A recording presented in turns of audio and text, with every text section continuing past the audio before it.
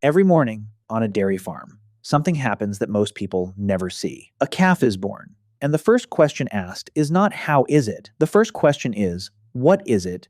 And the answer changes everything. If the answer is female, she stays, she grows, she joins the herd. If the answer is male, the economics of the entire farm change immediately. And the reason comes down to one biological fact that built modern dairy farming. A cow must be pregnant to produce milk, and half of every pregnancy is male, which means every dairy farm produces a male calf problem every single year. And the solution to that problem is one of agriculture's most complicated stories. First, the title of this video needs a correction before the story can begin. Humans absolutely do eat male cattle. They always have and still do. A steer is a castrated male cow, and steak often comes from steers. Bull beef exists too, and in many cultures is the standard. So the real question is not, why don't humans eat male cows? The real question is what happens to male calves, born on dairy farms specifically. Because dairy cows and beef cows are completely different animals bred for different purposes. A dairy cow produces enormous amounts of milk, but very little beef muscle. So a male dairy calf inherits that same lean, milk-optimized body shape. He cannot produce milk,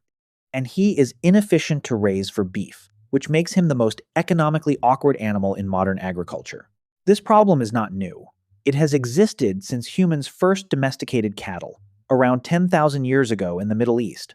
Cattle were first domesticated. Early farmers quickly learned that one bull could service an entire herd, which meant most male calves were surplus from the very beginning of farming. Ancient farmers had straightforward answers, most of which involved eating the surplus. Young male calves eaten early became one of the oldest foods in human history. This eventually became what we now call veal, and it was completely logical. You cannot afford to feed a male dairy calf to full beef weight economically. So the economic pressure was always toward early use, not long raising. And if understanding where food actually comes from matters to you, subscribing means more. In the 20th century, dairy farming industrialized, and the problem got larger. A modern dairy farm can have hundreds or thousands of cows in milk, which means hundreds of male dairy calves, born every year, needing a solution. Each one costing money from the moment it is born, with no automatic revenue. In some countries, farmers were simply paid nothing for male dairy calves at birth. In the worst cases, male calves were killed at birth as the cheapest solution. This practice became one of the most criticized aspects of modern dairy farming. And the criticism was not wrong, even if the economics driving it were real. Different countries found different solutions, none of them fully satisfying. The European veal industry was directly built on solving the male dairy calf surplus. White veal, the palest variety, came from calves fed only milk and kept confined. The confinement that produced the pale color became one of farming's most controversial practices. Rose veal emerged as an ethical alternative, calves raised with more welfare standards. But consumer hesitation about veal in general limited how widely this worked. Male dairy calves are not avoided. They are agriculture's unsolved surplus problem. To understand why the problem is so hard to solve, follow the money carefully. A dairy farm's revenue comes almost entirely from milk, not from calves. The cow that produces the milk is the asset. The calf is the cost of having that asset. A female calf eventually becomes another asset, so she is worth investing in. A male dairy calf becomes beef at best.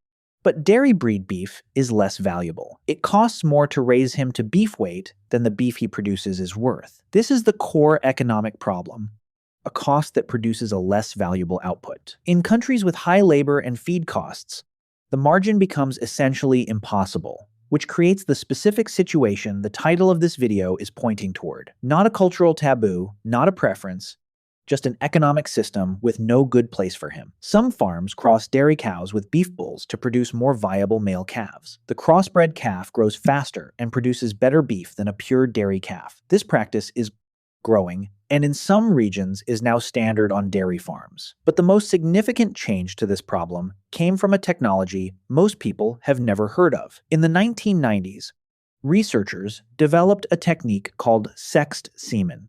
Sexed semen allows farmers to choose the sex of the calf before conception. Instead of 50% male calves, farms using sexed semen get around 90% female. This does not eliminate the male calf problem, but it reduces it dramatically, from 10 male calves born per 10 pregnancies down to roughly 1 per 10. The adoption of sexed semen has been one of dairy farming's most significant shifts. In some countries, The majority of dairy cows are now inseminated with sexed semen. The male dairy calf problem is not over, but the scale of it has fundamentally changed. And what happens to the male calves that are stillborn has also been changing. Some farms now use male dairy calves in regenerative agriculture and grazing programs. Others are raised under premium welfare schemes that make the economics work. The male dairy calf story reveals something important about how food systems work. Food systems are built around the outputs that generate revenue. Everything else is secondary. This is not unique to dairy farming. It appears across almost every food production system. Every food system optimized for one output creates a surplus of something else. And what society does with those surpluses reveals its values and its economics. Countries with strong animal welfare traditions found the traditional solutions unacceptable. But banning a practice without solving the economics that drove it creates new problems. The calves that cannot be disposed of cheaply must be raised, which costs money, which means welfare bans without market solutions can increase farm financial pressure. The best solutions combine welfare improvement with genuine market development for the calf.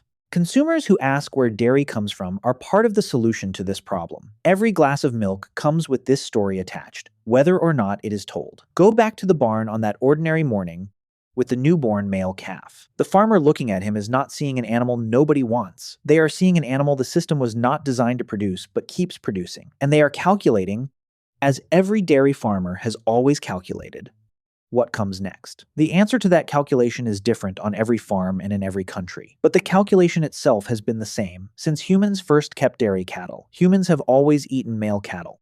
The complicated part was never the eating. The complicated part was always the arithmetic. Half of every calf is born male.